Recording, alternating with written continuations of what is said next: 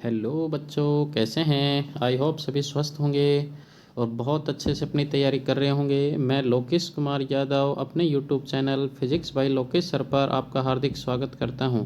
तो मेरे प्यारे दोस्तों, हम आपकी तैयारी को बहुत ही बेहतर बनाने के लिए टॉप 10 क्वेश्चन की ये सीरीज लेके आए हैं, जिसके अंदर बहुत ही इम्पोर्टेंट क्वेश्चनों का हमने इसके अंदर संकलन किया है। तो मेरे प्यारे दोस्तों, अभी तक अगर आपने हमारे इस YouTube चैनल को सब्सक्राइब नहीं किया है तो तुरंत इसको सब्सक्राइब कर लीजिए और बेल आइकन पर क्लिक कीजिए, जिससे इसके नोटिफिकेशन आपको मिलते रहें, रेगुलर अपडेट प्राप्त करते रहें। तो हमसे जुड़ने के लिए आपका धन्यवाद। तो मेरे प्यारे दोस्तों, हम आज चलते हैं इस टॉप 10 क्वेश्चन की फटाफट सीरीज के अंदर पहले क्वेश्चन की ओर चलते हैं। और ये जो पहला क्वेश्चन है वह आपके सामने पहला क्वेश्चन देखिए। पहला क्वेश्चन आपको किस तरीके से अटैम्प्ट करना है। अगर आपने अभी तक नीट के जो एग्ज़ाम दिए हैं, अगर उसमें किसी तरीके की कोई कमी रह गई है तो ऐसा कुछ नहीं सोचना कि अब कुछ नहीं होगा। आगे बहुत एग्ज़ाम है ऐसे जिनके द्वारा आप अपने सपनों को साकार कर सकते हैं। और नीट के लिए अगर कोई फिर से डेडिकेट है तो फिर से पूरी साल भर फिर से तैयारी करके अच्छे अंक हासिल कर सकता है, अच्छी कॉलेज उसको मिल सकती है। अगर कोई नर्सिंग का विद्यार्थी है या किसी एनडीए, एयरफोर्स, नेवी में जाना चाहता है, सीटेट का एग्ज़ाम देना चाहता है, तो यह उसके लिए भी है क्लास एक रामबाण साबित हो सकती है। तो मेरे प्यारे बच्चों, आप हमारे साथ जुड़कर अपनी तैयारी को बहुत ही बेहतर कर सकते हैं। तो लीजिए पहला क्वेश्चन आपके सामने। किसी वस्तु पर आवेश की न्यूनतम मात्रा कम नहीं हो सकती।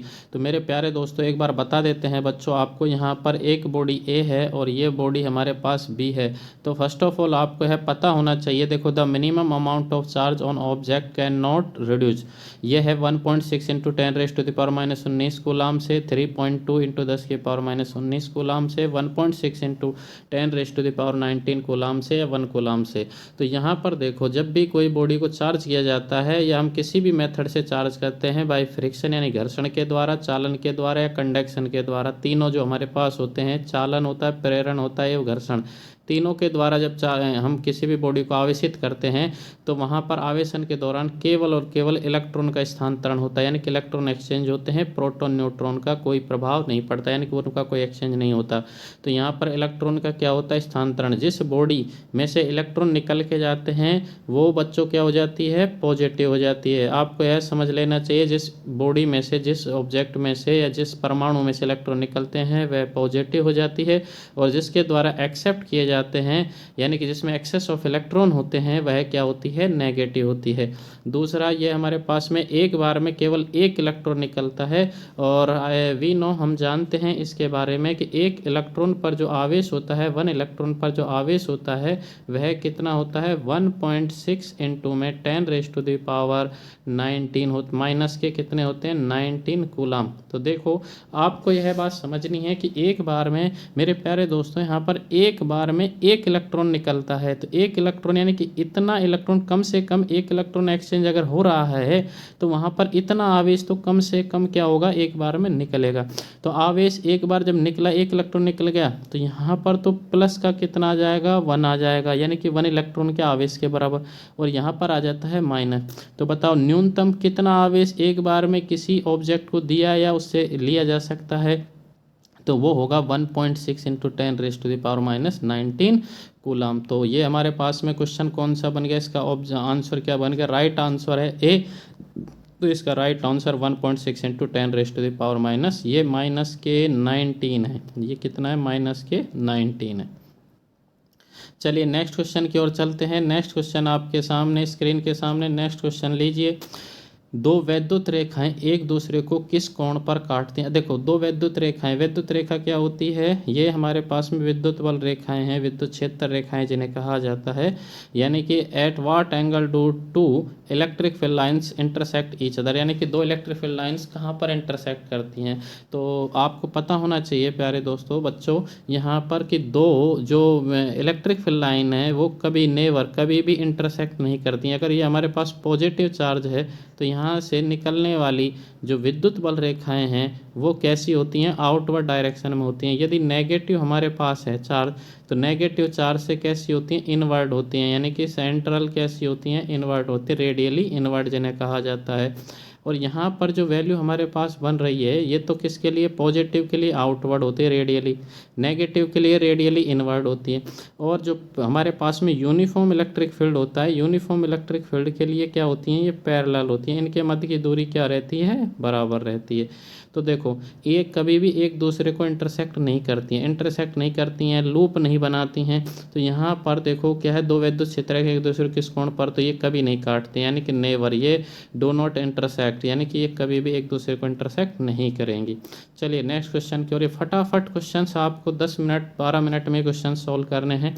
स्थिर विद्युत क्षेत्र होता है, स्थिर विद्युत क्षेत्र कैसा होता है, संरक्षी होता है, असंरक्षी होता है, कहीं संरक्षी कहीं असंरक्षी में से कोई नहीं। Static electric field is conservative होता है, नॉन कंजर्वेटिव होता है, somewhere conservative and somewhere non conservative, या नन ऑफ दिस। तो देखिए इलेक्ट्रिक, ये 3 तरीके के फोर्स मैं आपको बता देता हूँ जो बेसिकली आपके मतलब यूज में आपने ले रखे हैं। एक तो हो गया विद्युत बल हो गया, एक हमारे पास हो गया गुरुत्वाकर्षण बल, कैसा हो गया, गुरुत्वाकर्षण बल। ये गुरुत्वाकर्षण बल भी कैसा होता है, संरक्षी बल होता है। एक कैसा हो गया चुंबकीय बल, ये हमारे पास में चुंबकीय बल जो है वो भी कैसा है, चुंबकीय बल भी कैसा है, संरक्षी है, कंजर्वेटिव फोर्स है। तो इसका राइट ऑप्शन क्या बनेगा, कंजर्वेटिव। और हमारे पास नॉन कंजर्वेटिव कौन कौन से होते हैं, तो ये पता होना चाहिए। एक घर्षण बल हो गया हमारे पास में, एक शान बल हो गया। ये कैसे हैं, शान का मतलब विस्कस फोर्स हो गया, फ्रिक्शन फोर्स हो गया, ये फ्रिक्शन फोर्स है, ये विस्कस फोर्स है। ये कैसे हैं, नॉन कंजर्वेटिव हैं, ये नॉन कंजर्वेटिव हैं, समझ गए। तो कंजर्वेटिव में स्थिर विद्युत बल, गुरुत्वाकर्षण, चुंबकीय बल कैसे रहते हैं, कंजर्वेटिव हैं। नॉन विस्कस, नॉन कंजर्वेटिव होते हैं फ्रिक्शन और श्यान बल, यानी घर्षण और श्यान बल है, श्यानता वाला, वो कैसे होते हैं हमारे पास में, नॉन कंजर्वेटिव असंरक्षी बल होते हैं। चलिए नेक्स्ट क्वेश्चन नंबर 4 आपके स्क्रीन के सामने। एक ही पदार्थ के धातु के 2 गोले ए तथा बी दिए गए हैं। ये हमारे पास कोई गोला ए है, मान लेते हैं यहाँ पर ए ले लिया हमने, और ये हमने क्या ले लिया है, बी। आप भी कमेंट करके बताते चलें आपके कितने आंसर सही हो रहे हैं। अब तुरंत जैसे जैसे कर रहे हैं उसके कमेंट आप बताते चले मेरे को। एक ही पदार्थ के धातु के 2 गोले ए तथा बी दिए गए हैं, एक पर प्लस क्यू आवेश तथा दूसरे पर माइनस क्यू आवेश दिया गया है। तो अब देखो, 2 metal sphere A and B of the same material have been given, plus Q charge is given on one and minus Q charge on the other. The mass of A will increase, mass of B will increase, there will no effect on the mass none of this. देखो अब अभी थोड़ी देर पहले बताया था दोस्तों यहाँ पर आपको बच्चों कि जब एक बॉडी से इलेक्ट्रॉन का चार्ज को हम डेवलप करते हैं तो एक बॉडी से इलेक्ट्रॉन स्थानांतरित होकर दूसरी बॉडी में जाते हैं। तो एक ही पदार्थ के 2, अब इनमें एक को कैसा कर दिया, पॉजिटिव, तो इस पे क्या आ गया होगा, पॉजिटिव चार्ज आ गया, और वो भी कितना, क्यों। एक पर कैसा आ गया, माइनस का क्या आ गया, क्यों आ गया, ये माइनस आ गया मान लो। अब देखो ये चार्ज पॉजिटिव होने का मीनिंग क्या है, पॉजिटिव तब हुआ होगा जब इसमें से इलेक्ट्रॉन निकले होंगे, इलेक्ट्रॉन क्या हो गए, निकल गए। इलेक्ट्रॉन निकले हैं तो हमें पता है एक इलेक्ट्रॉन यदि निकल के जा रहा है तो उसका जो मास है, मास ऑफ इलेक्ट्रॉन कितना होता है, मास ऑफ इलेक्ट्रॉन के बराबर वहाँ से उसके द्रव्यमान में कमी हुई होगी, और एक इलेक्ट्रॉन का मास होता है 9.1 10⁻⁻⁻ के कितना होता है, 31 किलोग्राम होता है।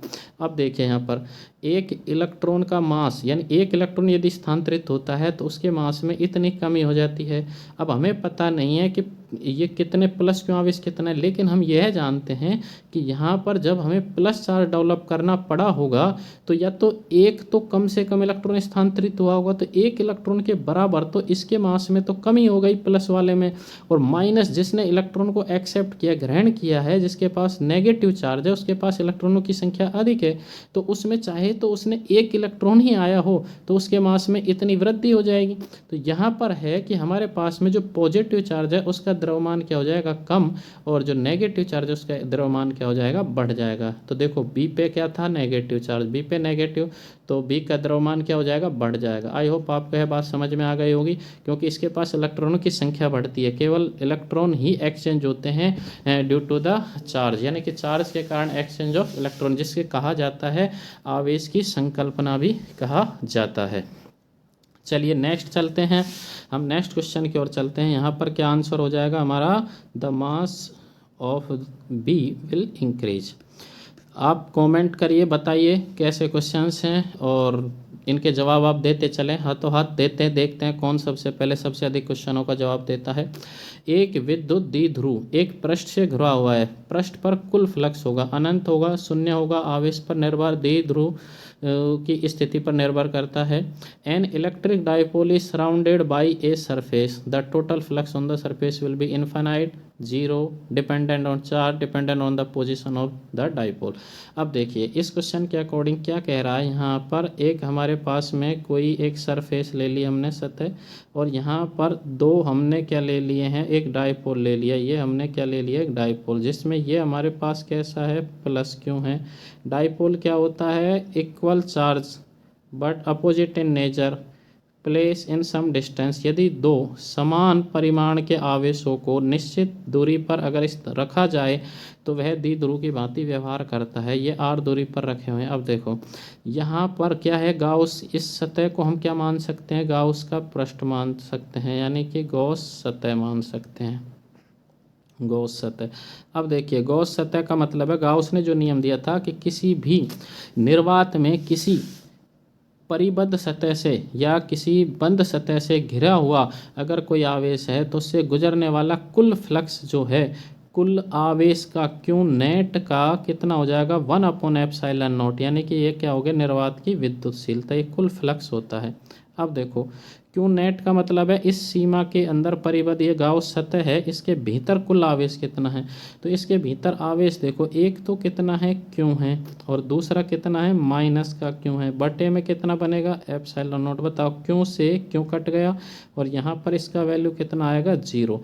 यानी कि फ्लक्स से अगर कोई फ्लक्स है, सॉरी क्या कहते हैं, द्विध्रुव है, उसको किसी बंद सतह से बंद कर दिया जाए तो उससे गुजरने वाला कुल फ्लक्स कितना आएगा, शून्य आएगा। तो यहाँ पर इसका राइट आंसर क्या हो जाएगा, हमारा जीरो हो जाएगा। क्योंकि जीरो आंसर क्यों हुआ, क्योंकि नेट जो चार्ज है इसके अंदर इनसाइड द सरफेस, सरफेस के अंदर, सतह के अंदर कुल आवेश कितना है, वह जीरो है, टोटल चार्ज विल बी शून्य। तो देन तो ये जो फ्लक्स हमारा है वो कितना हो जाएगा, जीरो हो जाएगा। तो टोटल चार्ज जीरो तो फ्लक्स भी जीरो। चलिए नेक्स्ट क्वेश्चन की ओर चलते हैं, बहुत ही बेहतरीन क्वेश्चंस। यदि दो आवेशों की दूरी बढ़ा दी जाए तो आवेशों के विद्युत स्थितिज ऊर्जा का मान। देखो अब हमें पता है विद्युत स्थितिज ऊर्जा का जो मान होता है वो कितना होता है, हमारे पास में विद्युत स्थितिज ऊर्जा को मान लीजिए यू से रिप्रेजेंट करते हैं, यू इजकल टू हमारे पास वैल्यू होता है माइनस का ये वाला जो वैल्यू बनता है हमारे पास में के Q1 Q2 अपॉन में क्या होता है, आर। अब देखो यदि यह क्यों, ध्यान से सुनना, ये क्यों और एक दूसरा ये वाला Q1 Q2, ये कह रहा है दूरी बढ़ाने से, यानी कि the distance between two charges increase then the value of electric potential energy of the charge will. अब देखो मेरे बच्चों यहाँ पर आप अगर ज़रा विचार करिए, ये दूरी मान लो इनिशियल में इतनी दूरी है, अगर यह वाला चार्ज पॉजिटिव है, ध्यान से सुनना, यह वाला चार्ज भी क्या है, पॉजिटिव है, अगर ये दोनों पॉजिटिव हैं, इसका वैल्यू कुछ भी मान लो 5 है, इसका वैल्यू कितना है, मान लेते हैं 5 ही इसको मान लेते हैं, या नहीं तो 7 मान लेते हैं, ये हो गया 7, 5 ही मानो थोड़ा समझ आपके आसानी के लिए, +5 देखो 5 और 5 दोनों को मल्टीप्लाई किया तो ऊपर वैल्यू कैसी आ गई, दोनों +5 को प्लस आया, नीचे की दूरी बढ़ी, दूरी बढ़ते ही इसका मान क्या हो जाएगा, कम हो जाएगा, यानी कि माइनस होने के कारण माइनस का वैल्यू क्या हो जाएगा, डिक्रीज हो जाएगा। अब आप एक चीज़ याद रखो हमेशा कि ये कब इंक्रीज होने वाला है, जब आपको फोर्स का मान बढ़ रहा है। आप उस चीज़ को छोड़ो, अगर आपको इन्हें अलग करने में आपको वर्क करना पड़ रहा है तो एनर्जी इंक्रीज हो जाएगी। अगर ये मान लो प्लस है और ये माइनस है, अब आप इनको दूर कर रहे हो तो आपको वर्क करना पड़ रहा है, और वर्क जब करेंगे तो आप ये इसकी पोटेंशियल एनर्जी क्या हो जाएगी, इंक्रीज हो जाएगी, पोटेंशियल एनर्जी क्या होगी, इंक्रीज होगी। लेकिन अगर मान लो एक हमारे पास क्या है, नेगेटिव है, सॉरी ये वाला पॉजिटिव मान लेते हैं, और दूसरा हमारे पास क्या है, नेगेटिव है, ये दोनों, सॉरी ये दोनों पॉजिटिव। अब देखो यहाँ पर माइनस और प्लस होने पर अगर दूर बढ़ा रहे हैं दोनों को तो पोटेंशियल एनर्जी क्या हो जाती है, इंक्रीज हो जाती है।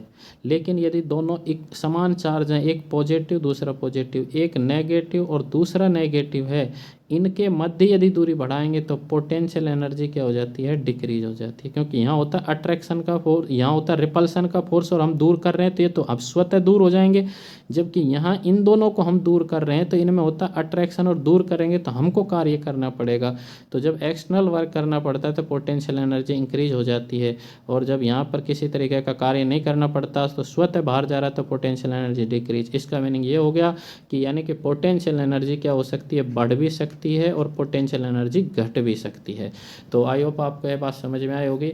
ध्यान रखना हमेशा, अगर पॉजिटिव पॉजिटिव चार्ज है, नेगेटिव नेगेटिव चार्ज है, उनके मध्य की यदि दूरी को इंक्रीज किया जाए, distance between the like charges, तो पोटेंशियल एनर्जी डिक्रीज हो जाएगी। और यदि अनलाइक चार्जेज हैं और इंक्रीज कर रहे हैं डिस्टेंस बिटवीन, इनके मध्य की दूरी को बढ़ा रहे हैं, तो वहाँ पर पोटेंशियल एनर्जी इंक्रीज हो जाएगी। इस बात को आप गांठ बांध लेना, कहीं गलती मत करना इस चीज़ में, घबराना नहीं है आपको। ऐसे ही और भी बेहतरीन क्वेश्चन मिलेंगे। किसी आवेशित गोलीय खोखले चालक के भीतर विद्युत तीव्रता होती है। देखो ये खोखला, इसमें और देखो the electric intensity inside the charge spherical hollow conductor. एक चार्ज हमारे पास में चालक खोखला गोला है। अब देखो इसकी कंडीशन ये होती है चालक खोखले गोले की कि इस पर जो आवेश है वह इसकी कहाँ आ जाता है, सतह पर आ जाता है। तो देखो इस पे खोखले गोले के कारण इसका जो आवेश है इसकी कहाँ आ गया, सतह पर आ गया।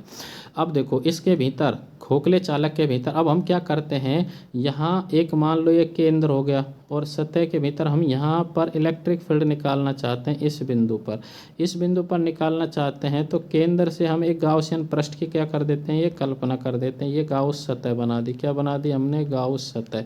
अब देखो इस गाउस सतह के अंदर क्या कोई आवेश है क्या, क्योंकि हमें जो फ्लक्स निकालना है, फ्लक्स निकालना है फाई बराबर, अगर हमारे पास वैल्यू क्या बनेगा, ई डॉट में क्या कर देंगे, D A equal to Q not upon में क्या होता है, क्यू नेट अपॉन में कितना होता है, एप्सिलॉन नॉट। तो इन दोनों इक्वेशंस का हम उपयोग करेंगे। तो यहाँ से वैल्यू हमारे पास बनेगी ई इजकल टू क्यू नेट। और देखो जो गाउसियन पृष्ठ है उसके अंदर क्या हमारे पास में, इसको ए इंटू एप्सिलॉन लिख लीजिए। तो ये बताइए क्या जो हमने गाउसियन पृष्ठ बनाया था, ये वाला गाउसियन पृष्ठ, इस पृष्ठ के अंदर कोई आवेश है क्या, नहीं है सर। जब आवेश नहीं है तो आवेश कितना हो गया, जीरो। जीरो बटे में कितना आया हमारे पास, ए एप्सिलॉन नॉट। बताओ जीरो बटे में एप्सिलॉन नॉट है तो ये आंसर ई का मान कितना हो गया, जीरो। अब देखो हमें पूछना यही था, इसने किसी आवेशित गोलीय खोखले चालक के भीतर विद्युत तीव्रता होगी, तो इसके अंदर विद्युत जो तीव्रता है, विद्युत क्षेत्र है, वह कितना होगा, शून्य होगा। क्यों शून्य हुआ, क्योंकि वहाँ के इसके इन साइड में किसी भी प्रकार का आवेश नहीं है। आवेश नहीं है तो वह विद्युत क्षेत्र प्रदर्शित नहीं करेगा। तो यहाँ इसका आंसर कितना हो जाएगा, जीरो। लेकिन यदि यहाँ पर विभव पूछ लेता, इसके इन साइड में विभव पूछ लेता, विभव पूछ लेता तो विभव क्या हो जाता, कांस्टेंट हो जाता है, और इक्वल एंड टू क्या हो जाता है, सरफेस होता, सतह के क्या हो जाता, इक्वल हो जाता। चलिए नेक्स्ट क्वेश्चन की ओर, बहुत ही बेहतरीन क्वेश्चन था, याद रखना। कभी कभी दोनों को पूछ लेता है, और दोनों को किस तरीके से पूछता है, दोनों को इस तरीके से, ये यहाँ पर एक होलो स्फीयर बना देगा, और होलो स्फीयर के अंदर ये ऐसे ऑप्शन देगा, v बराबर क्या है, c, और e बराबर क्या होता है, जीरो। तो वो कभी कभी v बराबर जीरो, e बराबर कांस्टेंट, ऐसे क्वेश्चंस बना के देगा, तो आपको यह बात याद रखनी है। चलिए नेक्स्ट क्वेश्चन के लिए चलते हैं। मुक्त आकाश की पैरावैद्युतता या सापेक्षिक विद्युतशीलता होती है। तो देखो मुक्त आकाश में यानी कि फ्री स्पेस में हमारी डाइलेक्ट्रिक परमिटिविटी है, या सॉरी जिसको कहा जाता है डाइलेक्ट्रिक कांस्टेंट या रिलेटिव परमिटिविटी जो होता है, वह क्या होता है, फॉर्मूला देख लो। जो रिलेटिव परमिटिविटी होता है वह क्या होता है हमारा, स्मॉल के, या इसको एप्सिलॉन आर से रिप्रेजेंट किया जाता है।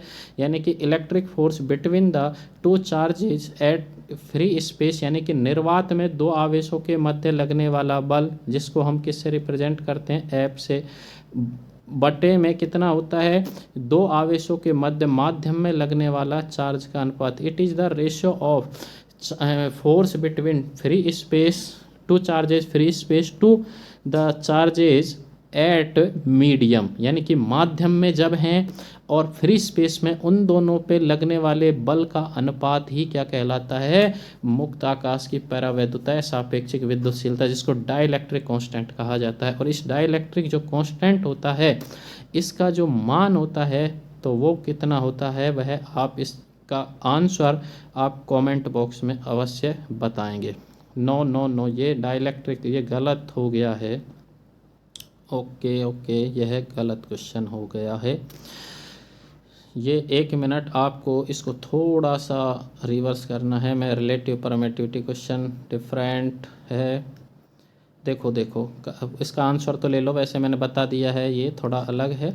लेकिन फ्री स्पेस मुक्त आकाश की केवल आपको यहाँ तक पैरावैद्युता का रखना है या डाइलेक्ट्रिक कांस्टेंट नहीं, केवल परमिटिविटी रखना है इसका।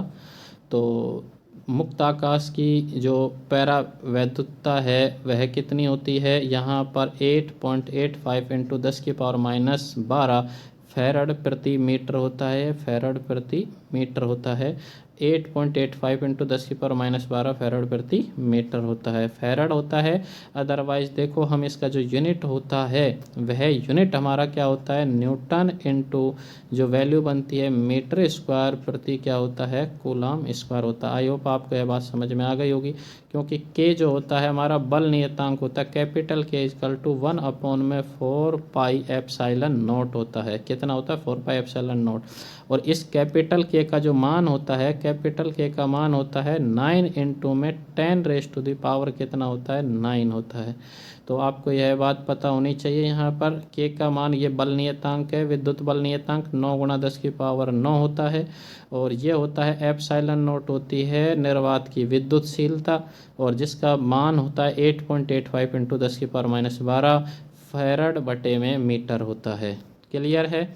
तो चलिए नेक्स्ट क्वेश्चन की ओर। वो हम रिलेटिव परमिटिविटी को ले लिया हमने, तो रिलेटिव परमिटिविटी डिफरेंट होती है, लेकिन सूत्र वो एग्जैक्ट सही है। चलिए नेक्स्ट क्वेश्चन। किसी अचालक पदार्थ के गोले को आवेश देने पर वह वितरित होता है, तो वह वितरित कहाँ पर हो जाएगा, सतह पर हो जाएगा। सतह के अलावा अंदर भी, केवल भीतर इसमें से कोई नहीं। देखो, अचालक का मतलब होता है वे जो आवेश का प्रवाह नहीं करते, यानी कि जहाँ पर आवेश दिया जाता है आवेश वहीं पर स्टेबल हो जाता है।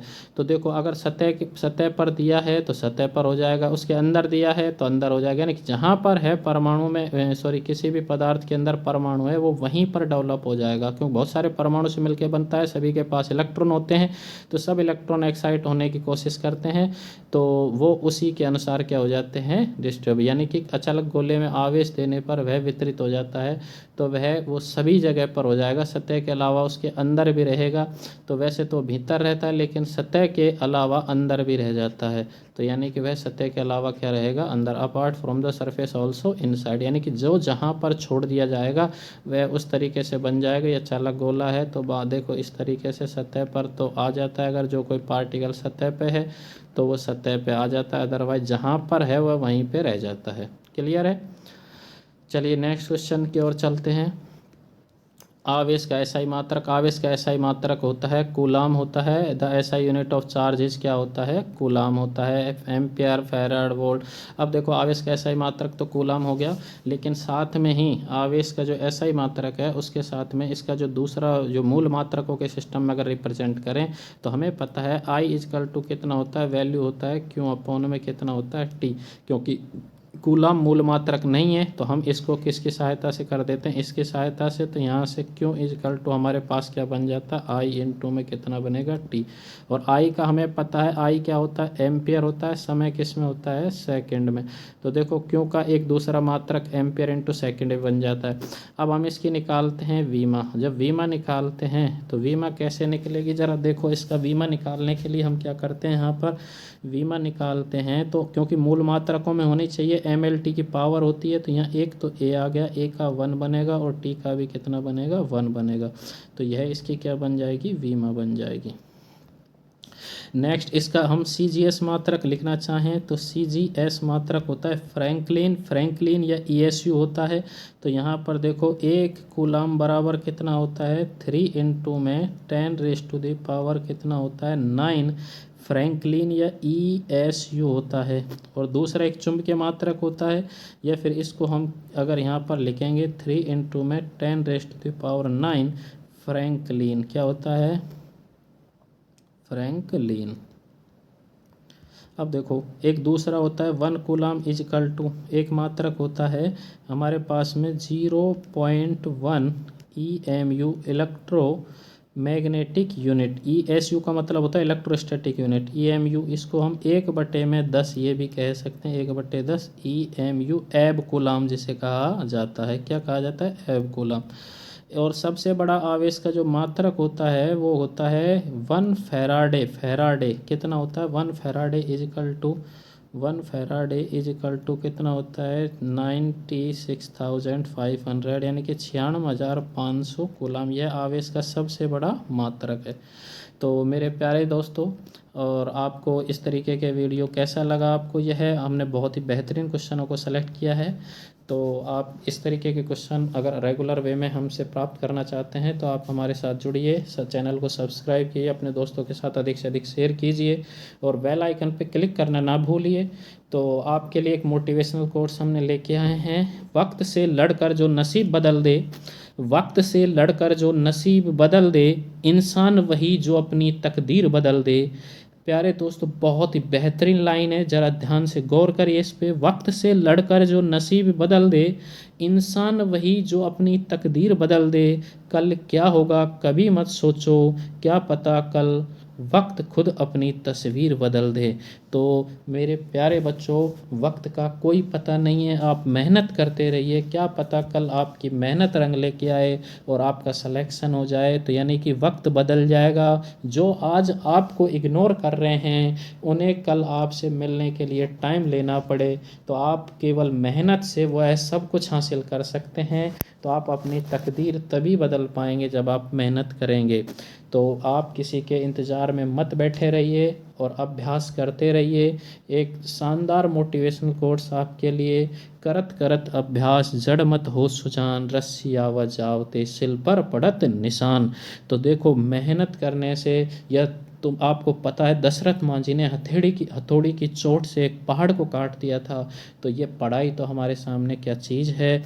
इसको आप मेहनत करिए, अभ्यास करिए, और अभ्यास से शिला के ऊपर जैसे निशान पड़ सकते हैं बार बार रस्सी आने जाने से, तो हमारे दिमाग पे भी हम अगर बार बार अभ्यास करेंगे तो दिमाग में जो जड़ नामक बुद्धि है, जड़ हुई बुद्धि है, वह भी क्या करने लगेगी? काम करने लगेगी। तो मेरा बस इतना ही कहना है। आप हमारे साथ जुड़े और इसी तरीके से जुड़े रहें, अपडेट प्राप्त करते रहें। लगातार हम कम्युनिटी में जो क्वेश्चंस डाल रहे हैं उनके आप बेहतर आंसर दे रहे हैं। उन सभी के लिए जिन्होंने हमारे चैनल को अभी तक सब्सक्राइब किया है, उन सभी के लिए धन्यवाद। और इसी तरीके से आपका प्यार बना रहे तो हम और भी वीडियो बेहतर आपके लिए करने की कोशिश करेंगे। तो अब आपसे विदा लेते हैं। जय हिंद, जय भारत। खुश रहें और खुशहाल बने रहें। Thank you very much.